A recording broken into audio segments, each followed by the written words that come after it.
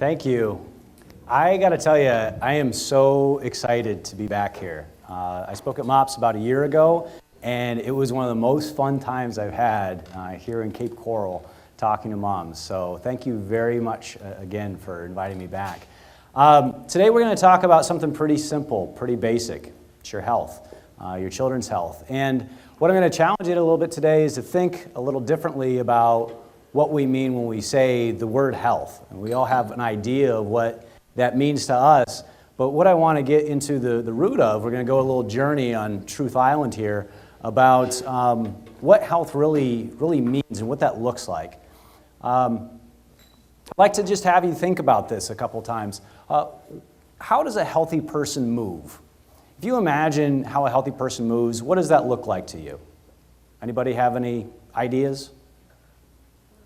Stand up straight. Sure, stand up straight, slow and methodical, good posture, easy, sure. How does a healthy child think? Happy, sure. Think outside the box, problem solve. Outside the box, exactly right. Creatively, I heard. Excellent, good. How does a healthy family communicate?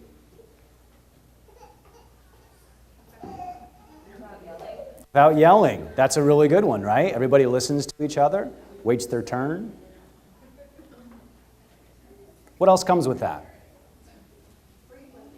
Frequently, you bet. Listening to each other. Listening is an important part of communication, isn't it? You bet, absolutely.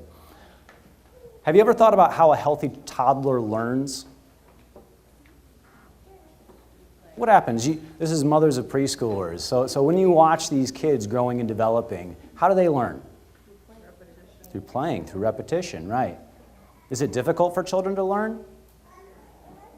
I don't know if you listen to everything that you say, right, coming back to you in a little small 3-year-old voice.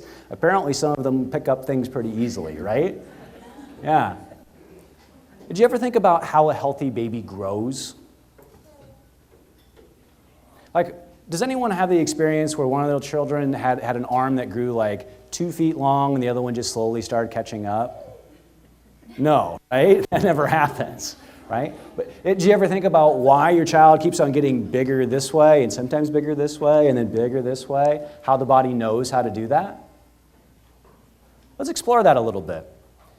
So way back, over 100 years ago, there was a guy by the name of D.D. Palmer. And D.D. Palmer was studying these questions about health. He really had a big curiosity for the electricity inside the human body and how that meant health for some people. He had a guy named Harvey Lillard he'd known for a while, and Harvey had the janitorial contract in the Ryan building in Davenport, Iowa, where D.D. Palmer had his practice. And everybody in town, the story goes, kind of knew Harvey's story.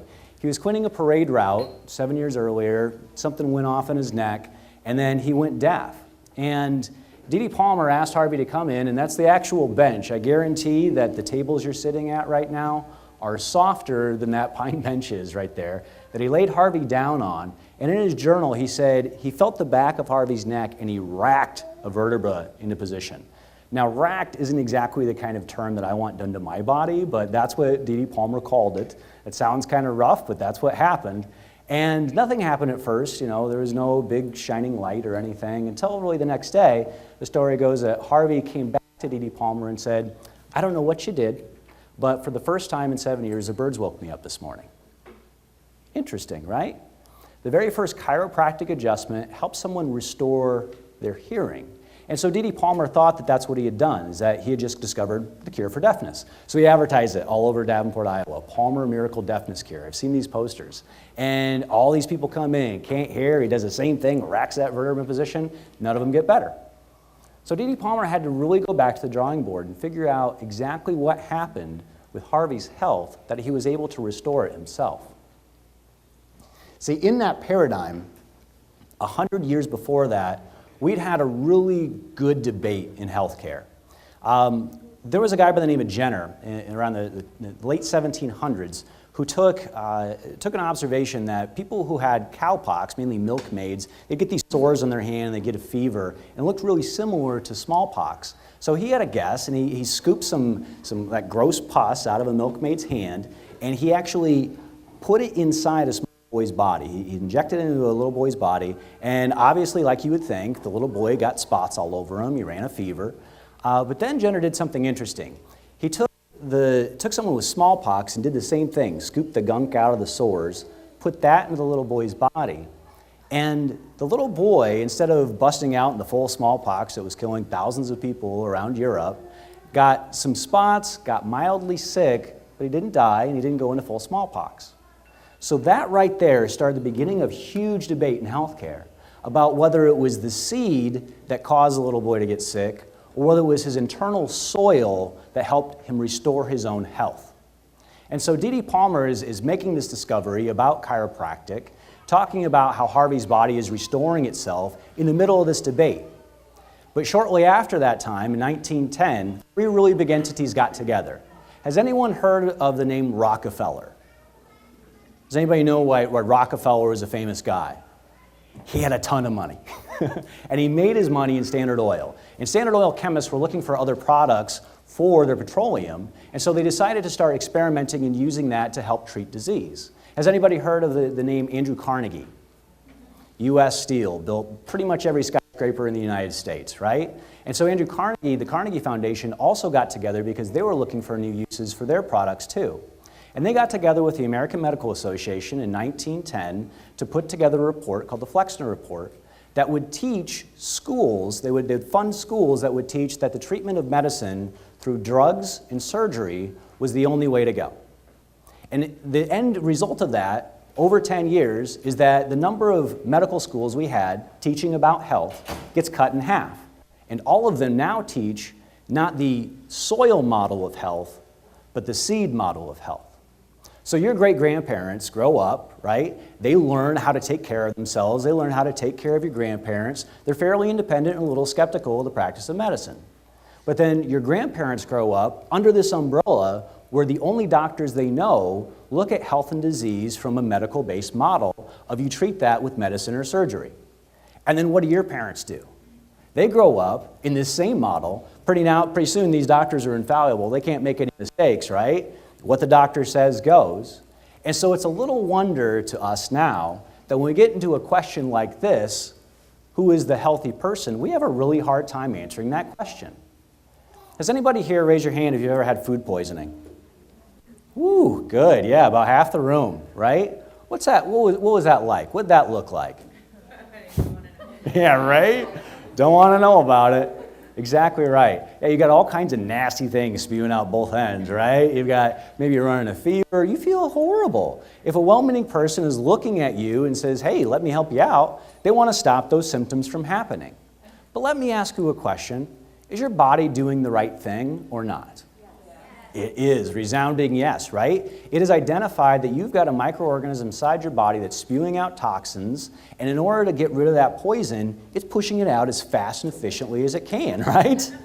Doesn't feel good. You look like you feel horrible, right? But your body's doing the right thing. Let's contrast that with something as serious as cancer. We've got 40 years of research now that says that you can have stage 0 cancer, you can have stage 1 cancer. Those tumor cells are maybe about the size of a pea all put together there. How many other symptoms do you have of that? If someone's going to look at you from the outside, are they going to think you're healthy? Right. Although you have tumor cells growing on the inside of your body. And in today's culture, most of us look at cancer as being a state of disease, right? So it's interesting that we look at this contradiction between someone whose body is doing the right thing, although they would be kept home from school, and someone who is allowed to just walk around, do whatever they want, eat all the McDonald's they care for, and yet their body is already showing signs of disease. So when we start talking about health, we can't really put this in terms of what something looks like, can we? What it looks like on the outside. If we change the conversation about what health looks like, let me suggest to you that we start talking better about function. Function really starts at the very, very beginning. When you were a little half cell getting together with one of your other little half cell to make a mom and dad cell, to make a one little baby cell, and that starts to grow and divide, did anybody here, when you were pregnant, think about how that process was happening? Did any of you sit there at night and go, okay, cells, you better stick together today, right? No, you didn't. It just kind of happened, right? Because one of the first things, as this little ball of cells is getting together that forms, is this streak. And this streak starts to create these cells that tumble in. So we have this tube, and this tube becomes the very first structure in your entire body. That first structure is your brain and your spinal cord. And everything else starts to branch off of it, just like limbs off a tree. It starts to tell those stem cells how to specialize. It says, you cells, you're going to go be heart cells. So at the end of 3.5 weeks, you have these little heart cells that are beating little red blood cells. You tell these cells to go be arms and legs. So by 5 weeks, you have those buds started. The eye is started to form. In fact, all of these body parts are fully formed and ready to go by the time you're 12 weeks old. You are about the size of the end of your little finger. You only weigh a couple ounces, and yet every single body part, including your lungs, are there ready for you to take the first breath. Isn't that amazing? Yeah. In fact, I don't care what you believe. By any standard definition of the term miraculous, I'm going to say that qualifies. Because the smartest people in the world haven't figured out how to make one cell. We can clone, right? We can do 3D printing and stitch together cells. But no one's figured out what that vital spark is that animates a cell and makes it grow and divide and do the things that we define life as. So if we're coming into a bigger picture of this, we all have to kind of recognize that life's intelligent, right? You didn't sit there and direct that activity to make the baby grow. It kind of did it on its own. And with that major premise comes a couple other things that are important to talk about today. With that intelligence comes organization. Like I said, we had specialties. Heart cells became heart cells. Stem cells were going to become arms and legs and eyes and livers, and the whole body knew how to grow. That intelligence was obeying natural laws. It didn't say, okay, well, for this baby, I think we're going to make wings. And for this one's going to get a trunk, right? No, your baby came out looking like a mix of both you and your husband's, right? There are other natural laws that intelligence has to obey. Laws of gravity, right? I'm not going to just keep on walking all the way out onto your tables without some kind of shift in a natural law, right? The intelligence that goes on in my body is going to say, oh, I've got gravity to deal with. We all deal with other natural laws too. If you think about how your food has to be processed, there are natural laws that regulate that. You think about what exercise does to your body, or rest like we were talking about earlier, why those things are important. That intelligence has to obey those in order to function well. But there's a sense of order to all of that, isn't there? That if you think about what would happen if suddenly your cells stopped deciding to hang out with each other, we've got a serious problem, right? That if there isn't something to tell the cells what to do on a regular basis, your cells no longer have regulation. If we have unregulated cells growing on the inside of someone's body, like we said, that's a state of disease, right? If your liver is not behaving the way it's supposed to behave, if your stomach's not behaving the way it's supposed to behave, have you ever thought about the reasons why it's giving you those symptoms? I would say that one of the most important principles that leads to is the concept of that word right there, growth. If I was going to say in a nutshell what chiropractic does the best, it's to help people with this thing right here. Because growth happens for kids like crazy, right? If you think about the physical growth that's going to happen with that little baby, it's tremendous in the first year of life.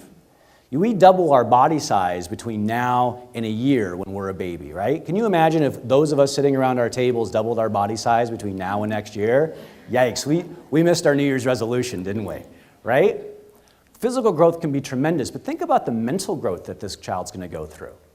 We're going to look at these squiggles on a page and then make sense of those with our intelligence to say those squiggles represent letters. Those letters represent words, and those words start to represent abstract concepts like growth. We can picture what growth means in our heads because of the mental growth that we've had since the time we were conceived. But what about the emotional growth? Think about how your children get bonded to you and how that changed you as a parent emotionally. Think about how, as she gets scared, how that shifts when you're able to comfort her, that she knows that you're there. Think about how the inner relationship starts to grow and change, that window of development for you as a parent. For your parents when they learn they were going to become grandparents. Are you getting the idea that growth isn't something that just happens for kids? That it's something that happens from the beginning we're conceived until the end of our lifespan? That if you think about the bigger picture, right? The global consciousness, the way that you're aware of your surroundings and your environment, your connection with the universe, your connection to God, how that starts to grow and change from the time you're a child all the way through the rest of your life.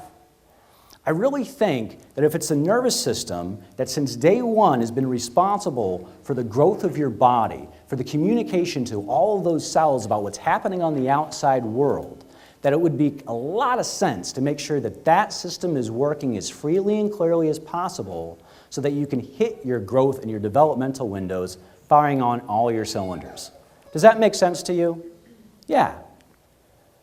So when we look at pictures like this, when we look at a pregnant mother, we're used to seeing on these blue and red lines here that would represent what? Anyone want to raise a hand for a guess? Blue and red inside the human body. Blood, right? There's a little bit different trick to this picture, and I want to make sure that I make it clear that those aren't blood vessels, those are neurons. These are actually nerves communicating from your body into your uterus. And we had a really interesting discovery when we did the Human Genome Project. We thought in the early 2000s, when we uncoded the human genome, when we understood all the genes, we were going to understand human beings better. But what it really taught us is that 80 to 90% of your genetic expression, what gets switched on and what gets switched off, is determined by factors outside of your cells. It gave credence to an entirely new field of science called epigenetics that said that what was going on in the outside, in the soil, was absolutely critical to the ability of that baby to express certain things out of its genome. So let me ask you a question. If we're talking about, sure, a child can grow and develop on the insides, and we have these principles that the body is intelligent, let's give some names to that. Let's call that vital force, that innate intelligence inside, and taking care of that philosophy, let's call it vitalism. That if we have this idea that the body's smart, and we take that orientation versus the body is just a machine that's ready to break down. And what do you do with a machine that breaks down? What happens if your car isn't working? Yeah, you go fix it. Lift up the hood, take in parts, put in new parts, right? Take out old ones that don't work. Well, that's one way of looking at health, isn't it? But if we look from a vitalistic perspective, that the body's smart and is doing this kind of stuff on purpose, does it make sense to take an organ that's trying to work harder out of your body? No. So if we have to look at health differently, we have to look at the health care of that system and organism differently too. And so has anyone heard you guys are going to have Mom's Night Out and you're going to raise your glass to your health, right? Has anybody heard the toast salute? Yeah, right? So if we use a word, salutagenesis, the creation of health, if we're going to really take care of the system that's responsible for the growth and development of your body, but really take care of it, help promote it, help it build so it can be stronger and stronger, we're going to call that model a salutedgenic model. And I really think that's part of the biggest difference between how I see chiropractic and how healthcare is perceived in our culture. And I got to tell you, I have a lot of fun doing it. Whee! So obviously, life has to obey natural laws. There's going to be something that interferes with that communication, right? I mean, we have things like gravity, we have stresses. And when we call these kinds of things, when we have interference to the way the brain and body talks, in chiropractic we have a special word for that. Has anyone heard of the term subluxation? Those of you who are in my office better raise your hand. Thank you, right? Yeah, so subluxation is that interference, and we have a lot of ways of talking about it in chiropractic. We have one idea that you have a vertebra out of alignment. We use the spine to access that nerve system, right? It's the house for the nerves, so if one's out of alignment, that can create interference so the brain and the body don't talk clearly. We mentioned how does a healthy body move? We had posture, right? People were used to seeing a chiropractor, so they sit up straighter. Yep.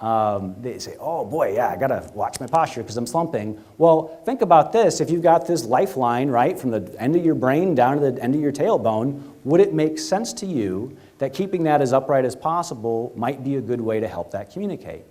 And that if we're taking care of our babies and we're nursing them and we're looking at them because they're so beautiful, right? That might interfere with the way your brain and your body is actually communicating to even feed your child. So maybe we need to take those rest breaks every once in a while, sit up a little taller, get our body stronger.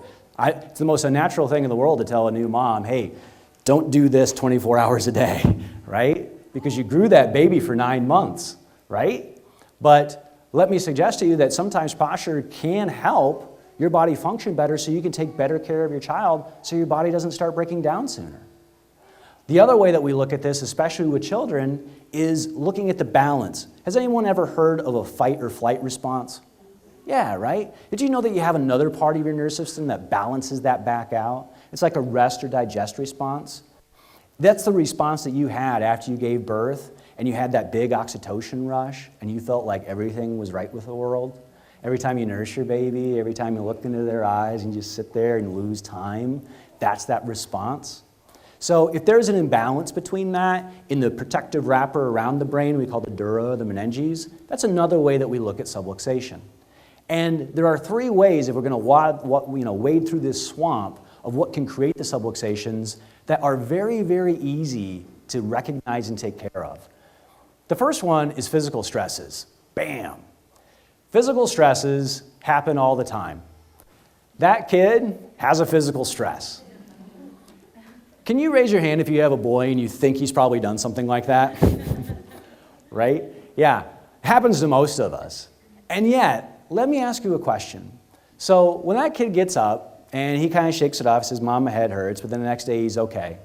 Why is it that just because he doesn't have sign of brain bleeding, that is a concussion, we say, oh, you're going to be fine? Right?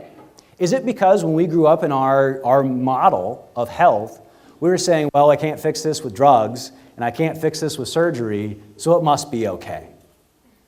Instead of thinking, from what we've just talked about the function of the nervous system and how that helps to inform that child's health, how do you think that's going to impact how that child communicates with his family?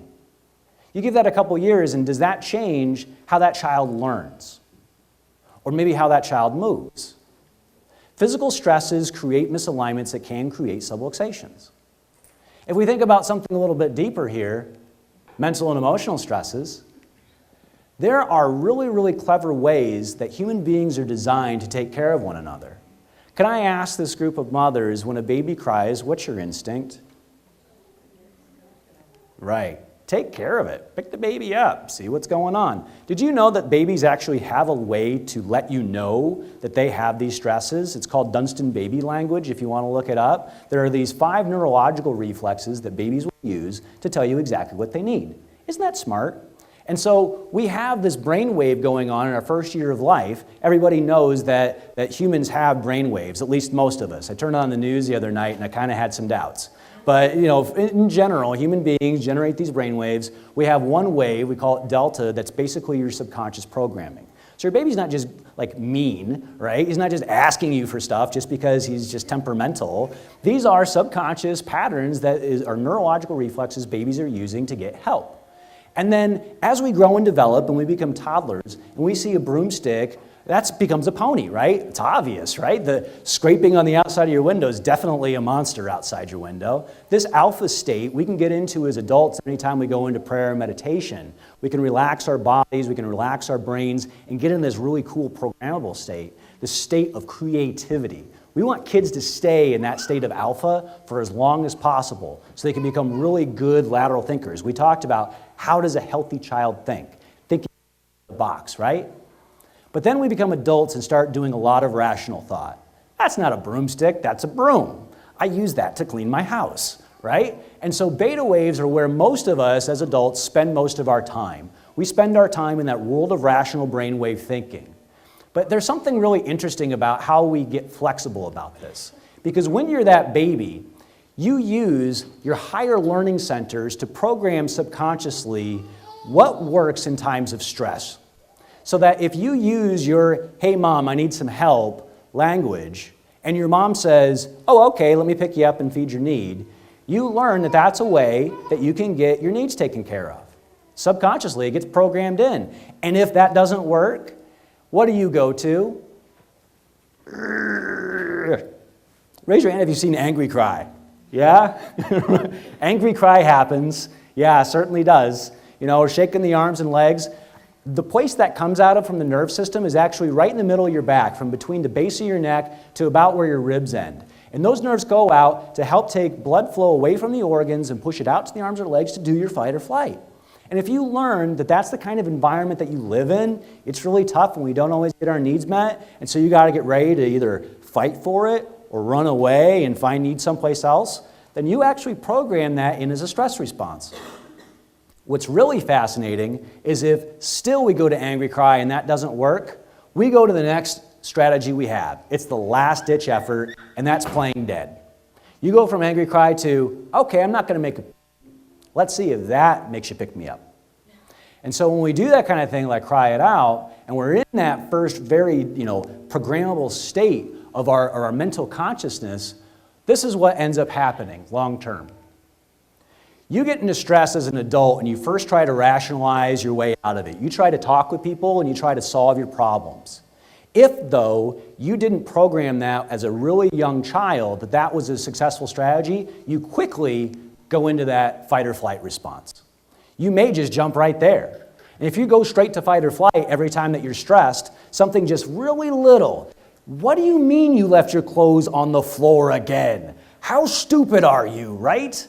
I would hear that every once in a while, right? How come you can't remember to pick up the trash, but you can remember pi to 7 digits, right? These kinds of things, when we're talking about the responses of the human body, some of that stuff gets programmed neurologically. If you lose your flexibility to talk it out, you go to your fight or flight.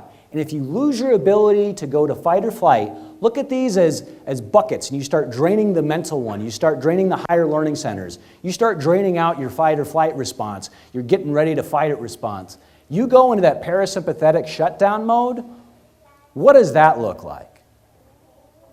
You close off. You don't talk it out anymore. You stonewall. And what happens when your inner organs, your neurology starts to drain out is this happens. Your organs start to shut down. You no longer have the capacity to fully give full expression into your insides either. It's no wonder that Fortune 500 executives were having heart attacks from high-stress jobs and ending back in the OR again because all they would do is cardiac rehab and not rebuild their mental capacity to create community and talk out these stresses. That came from a study out of an Institute of Heart Math who did some really creative work in the flexibility of the neurology. Let me ask you for my applications, do you think that if we're working with the system that helps build flexibility and clarity in the system, that from the time that a child is born until later on when you're an adult, that flexibility in that nerve system to deal with mental and emotional stresses might be important? That maybe one use for chiropractic isn't just because you sat funny? Maybe we're coming up to holiday time and everything's crazy. It might be a good idea to get adjusted. It's food for thought, isn't it? Also food for thought, speaking of which, chemical stress. Now, everybody's heard you are what you eat, and thankfully that's not entirely true because by the time we're 2 years old, most of us would be car keys. But chemical stress is absolutely part of what creates toxicity, and we live in this toxic soup, right? We live in an environment today that the Environmental Working Group, and this study's like 10 years old now, that said in baby's cord blood, we had 200 different chemicals. Baby hasn't breathed one breath yet. We're looking inside the connection internally between you and baby, and there's 200 different chemicals already in there. Can you please raise your hand, and please, if anyone has had the experience when you were a little girl and you went to a birthday party and the birthday girl had her own gluten-free cake. Can I see a show of hands? Not a single one, right? We're seeing the impact of this now because I'll tell you, at our baby shower, gluten-free cake, yeah? Think about this. When we start talking about how chemical stress starts to impact the nerve system, how many of you, when you think back to high school, went to school with a whole bunch of autistic kids? Anybody? If I blow out the numbers for the number of people who are in my high school, and I put that in what the CDC says the rate of autism is today, I would have had more boys who are autistic in my high school than we had go out for basketball. So the conversation that we just have an improved diagnostic criteria doesn't really resonate with me because it wasn't my experience. Because I look out there in society and I look at what comes in with the amount of chemical stress, the kids who have the food sensitivities, the kids who have these neurodevelopmental issues, and I've got to say that it looks like we're starting to break. Anybody know what this is? It is a tomato. It's the very first genetically modified organism. The idea behind this is that we were trying to ship food from California to where I grew up in Nebraska in the middle of winter and say, hey, there's not going to be a side effect of this. Now, I'm not saying that using science to better understand how to feed people is a bad idea, but I am saying that if we look at the amount of stresses that the nerve system can handle and to pretend that our chemical environment isn't part of what's breaking it and causing it to disrupt, then I think we're being pretty short-sighted. There's a guy by the name of John Demartini. Did anyone here remember seeing a documentary or a movie, however you want to call it, The Secret? Yeah, right? John Demartini was in that. He's a chiropractor. And we talked about subluxation and the physical stresses, mental, emotional stresses, and chemical stresses that can create those subluxation patterns, create that interference. Well, John Demartini had a really cool way of looking at subluxation. He said, all right, let's break this down into two words. Sub, meaning less than, and lux. So lux is a scientific unit for the measure of brightness or luminosity.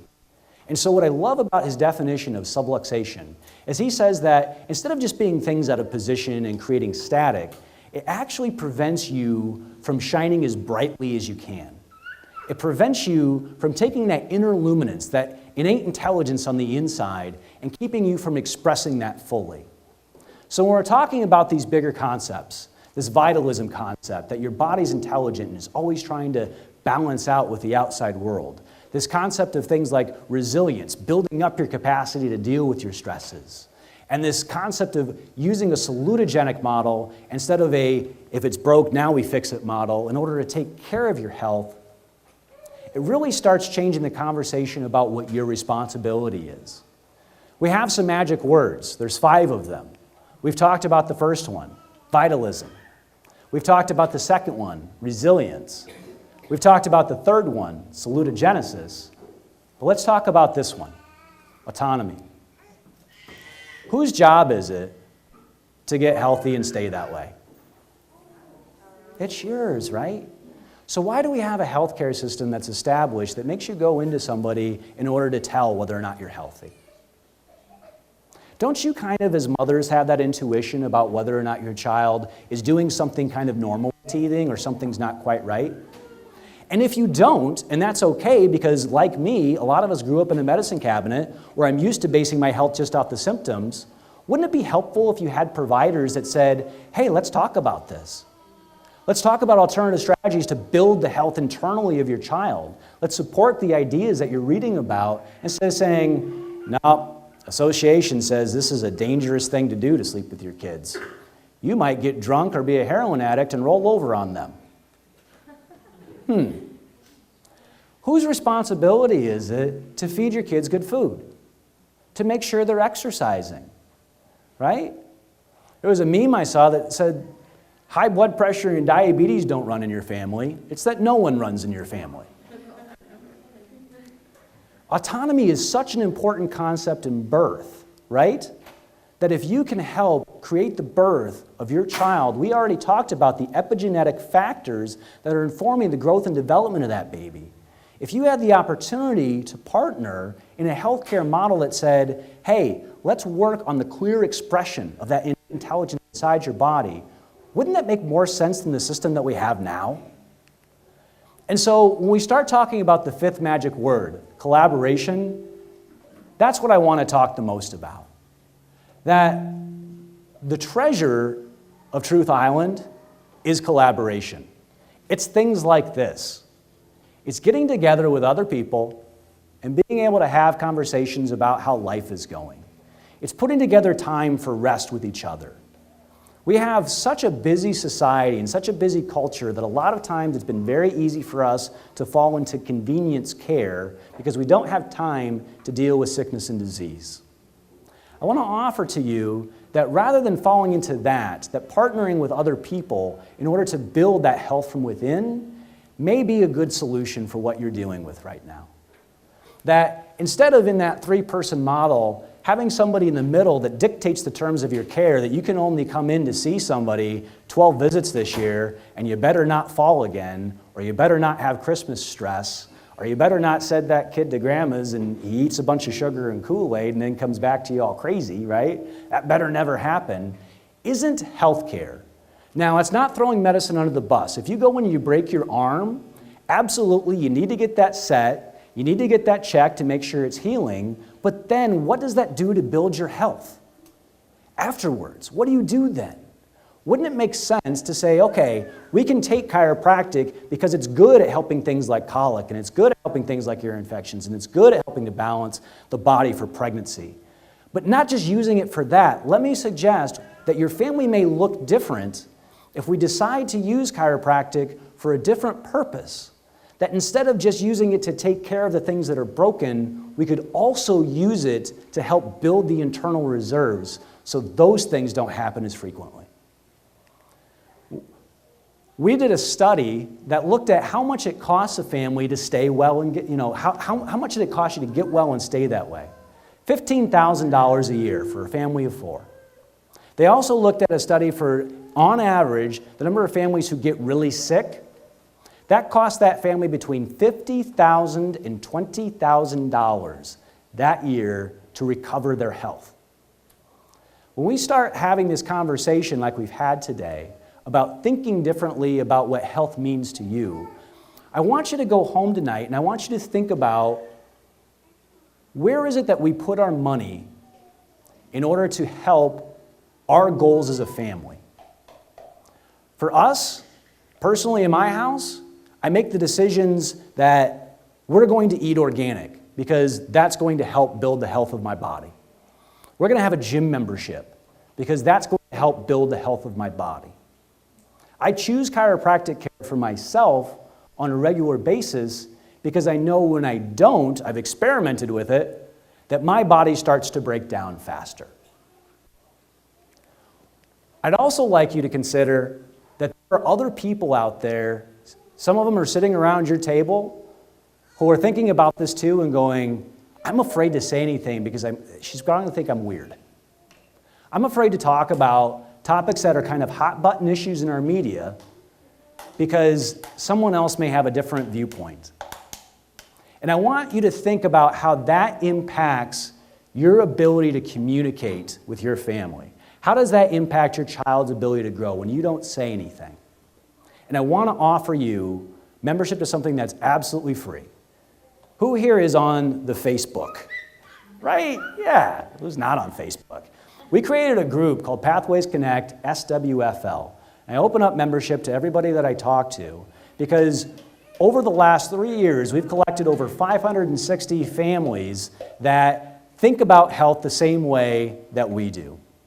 And Pathways to Family Wellness Magazine is something that is absolutely full of authors and scientists and doctors and parents who think about health in this way too. If it's something that you're interested in, you can get free copies at my office. Like we said, just down on Del Prado, come on by. I always buy more copies than I need and I'll give them away to you. So if you're interested in reading about that, that's a resource. But if you're interested in talking about it, we have a closed group on Facebook where it's a safe place. It's all Southwest Florida families. We get together. We're having a trunk or treat on Friday to be able to celebrate time together as families, to build and bond. Because like I said, collaboration is really the treasure behind what we're trying to do here.